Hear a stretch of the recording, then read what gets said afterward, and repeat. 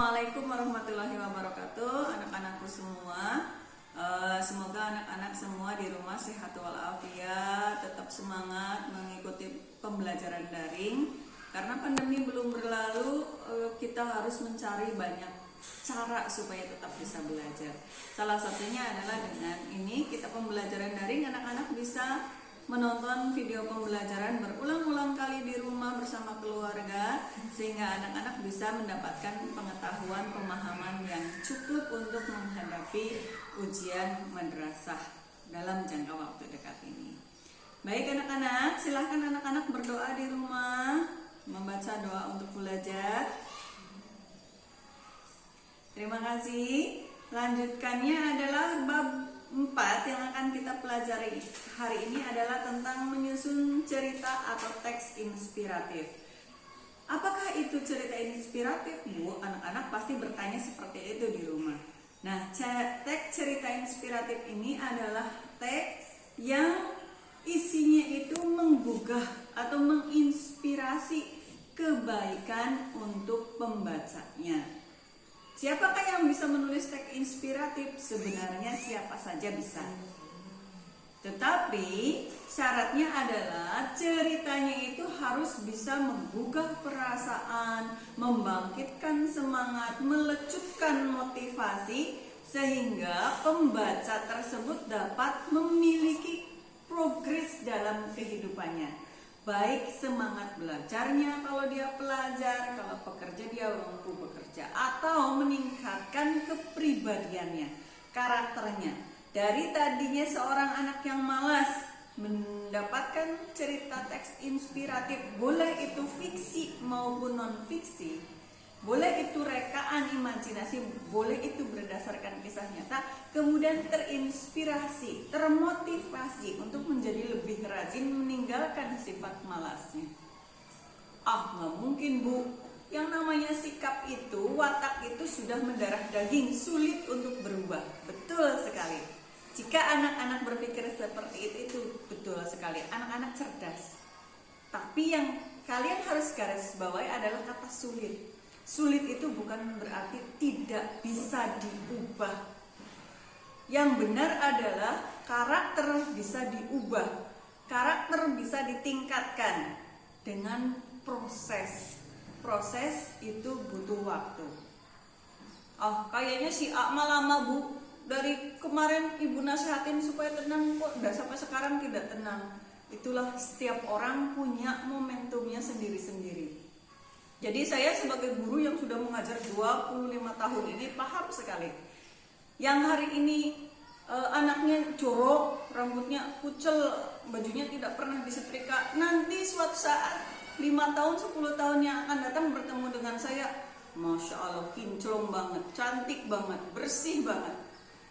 Karena mereka berproses. Termasuk yang hari ini pun ketika saya omeli, ketika saya nasihati, yang baik, yang tenang, kok masih belum tenang? Suatu hari nanti mungkin bisa menjadi figur-figur penyejuk yang menenangkan dirinya sendiri dan orang di sekelilingnya. Mungkin belum sampai ke hasil, masih berproses. Dan anak-anak harap mengerti, harap bersabar ketika ibunda guru, bapak guru, ataupun ibu bapak di rumah karena menyayangi kalian makanya cerewet. Kalau tidak menyayangi, dimasa bodohkan anak-anak. Bisa diterima ya anak-anak? Baik, inspiratif yaitu menggugah seseorang untuk melakukan kebaikan. Bisa fiksi berdasarkan hayalan, bisa juga berdasarkan kisah nyata. Berikutnya adalah materi yang lebih spesifiknya lagi, lebih jelasnya lagi. Setelah tahu apa itu teks cerita inspiratif, maka Ananda harus dapat menyimpulkan informasinya. Dan Ananda dapat pula memahami struktur cerita inspiratif tersebut. Yang pertama, menyimpulkan informasi teks cerita inspiratif dimulai dari definisi simpulan. Ananda harus paham di sini. Simpulan adalah ikhtisar ya, atau pendapat akhir berdasarkan simpulan, berdasarkan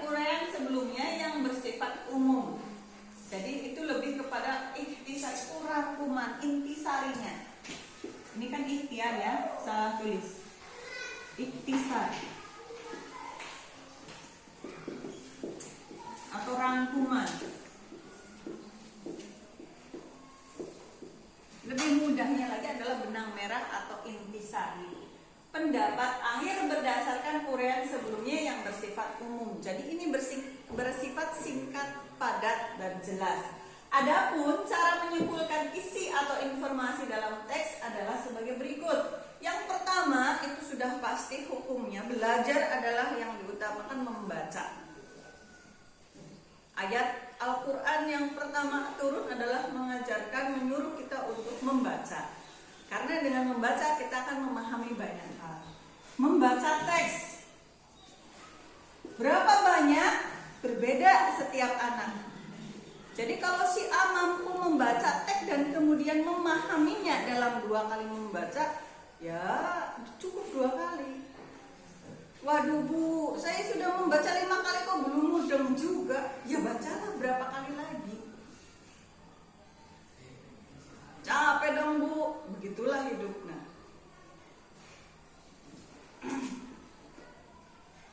Untuk mengetahui kesan umum dan maksud pengarang atau penulisnya. Jadi ukuran berapa kali membacanya adalah ketika Ananda sampai kepada ini.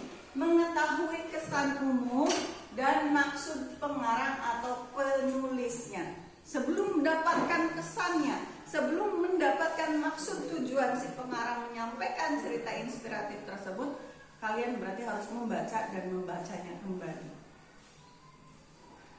Langkah berikutnya adalah menentukan kalimat utama. Nah, setelah membacanya, Bu, saya membacanya 2 kali saja dulu lah. Mau lanjut ke B, bolehkah? Boleh banget. Karena ini pun sama membantu untuk memahami teks, yaitu Ananda menentukan kalimat utama. Yang namanya cerita sudah pasti panjang lebar supaya jelas, supaya penggambarannya mudah dipahami, maka kalimatnya dibuat panjang dan lebar. Deskripsinya dibuat dengan sedetil-detilnya. Nah, untuk memahaminya, untuk menceritakan kembali, untuk memotivasi diri kita sendiri atau kepada pembacanya, maka kita harus menarik kalimat utamanya. Informasi pokoknya itu sebenarnya apa? Setelah membaca teks tersebut, tentukan kalimat utamanya. Kalimat utama adalah kalimat yang mengandung gagasan utama. Gagasan utama itu sama dengan ide pokok dari sebuah paragraf. Gagasan utama adalah pikiran utama atau inti dari sebuah paragraf. Dengan menentukan kalimat utama, kita dapat menyimpulkan isi teks. Apakah ciri kalimat utama, Bu? Ciri kalimat utama itu mudah. Dia merupakan kata yang bersifat umum dan penting. Kemudian yang C, langkah berikutnya, membuat sebuah kesimpulan. Dibaca sudah kalimat utama, tiap paragrafnya sudah ditentukan, maka Ananda tinggal membuat sebuah simpulan. Setelah menentukan inti dari paragraf, susunlah kalimat dengan baik agar dapat menjadi sebuah kesimpulan yang benar. Kesimpulan tadi pengertiannya adalah ini, sudah ada. Untuk membuat simpulan yang dapat dimengerti, ada beberapa kriteria atau syarat dalam menuliskan simpulan, yaitu sebagai berikut. Simpulan berupa hasil analisis dari teks yang sudah dibaca. Apakah itu analisis? Analisis itu adalah mengamati secara cermat. Apakah yang diawasi, diteliti, diamati secara cermat itu? Ya ini, kembali ke sini. Kesannya apa, maksud pengarang apa, gagasan-gagasan utamanya apa saja. Kemudian simpulan menggambarkan isi dari paragraf. Karena menggambarkan isi, maka dia mengambilnya dari gagasan utama atau kalimat utama. Gambaran kecil tapi menggambarkan keseluruhan. Mungkin anak-anak masih ingat kita juga sering belajar tentang membuat jembatan keledai. Adik Simba 5W plus 1H. Sedikit, singkat, tetapi menggambarkan secara luas. Itulah yang disebut dengan mampu menggambarkan isi dari paragraf. Simpulan itu sifatnya singkat, padat, jelas, tapi menggambarkan secara keseluruhan. Yang ketiga, simpulan hanya berisi hal-hal yang ada di paragraf. Jadi simpulan itu hanya yang ada di dalam paragraf, selebihnya tidak boleh ditambahkan. Mengenai menyimpulkan informasi, ini langkah-langkahnya sudah Ibu jelaskan. Jika Ananda kurang paham, Ananda bisa membaca e-book yang sudah dibagikan dan juga LKS-nya untuk meningkatkan keterampilan Ananda. Berikutnya adalah kita masuk ke dalam struktur teks cerita inspiratif. Suatu teks supaya mampu memenuhi kebutuhan sesuai dengan tujuannya, maka harus memiliki struktur yang jelas. Contoh, tujuannya adalah menyampaikan kisah inspirasi untuk menginspirasi kebaikan, maka strukturnya juga harus memenuhi itu. Yang pertama, strukturnya ada orientasi. Pada bagian ini bisa terdiri dari satu paragraf atau dua paragraf, merupakan pengantar cerita. Kalau ceritanya bersifat khayalan atau fiksi, boleh Ananda mengatakannya umpamanya suatu hari pada zaman itu, di kala itu, tidak masalah.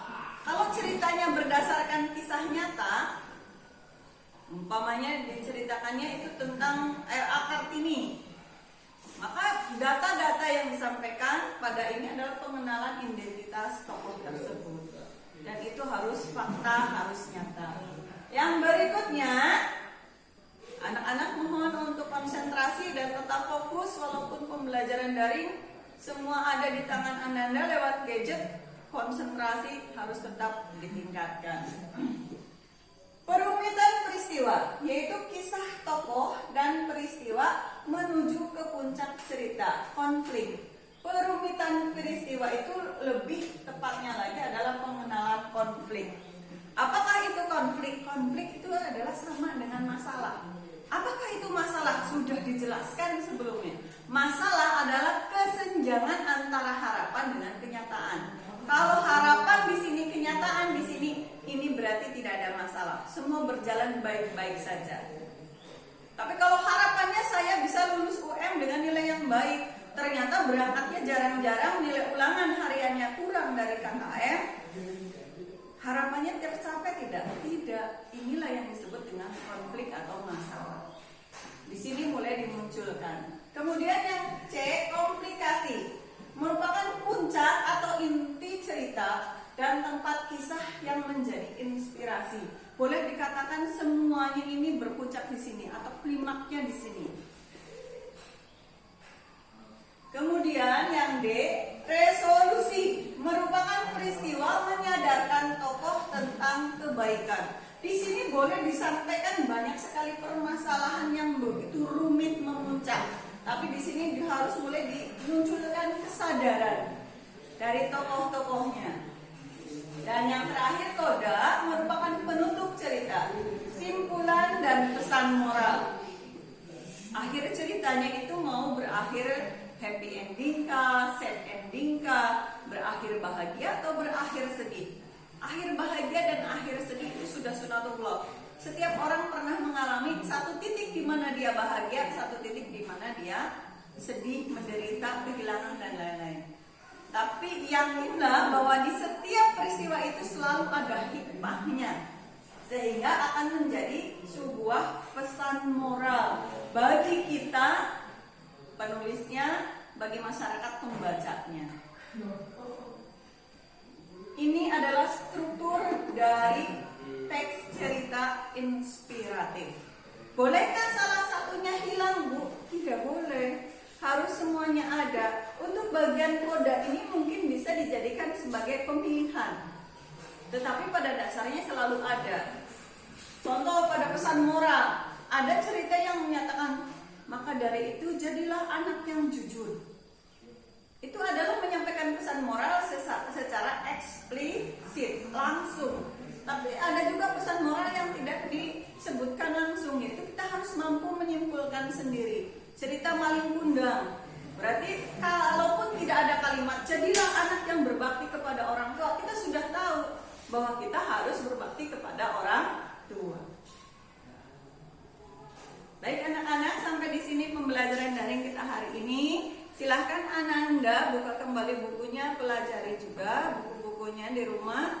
Tugasnya silahkan Ananda selesaikan. Jika ada permasalahan mengenai kurang pahaman, Ananda bisa bertanya langsung lewat chat Japri kepada ibu, atau di grup juga tidak masalah kalau konsultasi mengenai ketidakpahaman materi, kecuali hasilnya itu bisa dijaprikan. Atau Ananda dengan memenuhi protokol kesehatan bisa menyerahkannya langsung ke kantor. Terima kasih. Mohon maaf jika ada kesalahan dari ibu. Wassalamualaikum warahmatullahi wabarakatuh.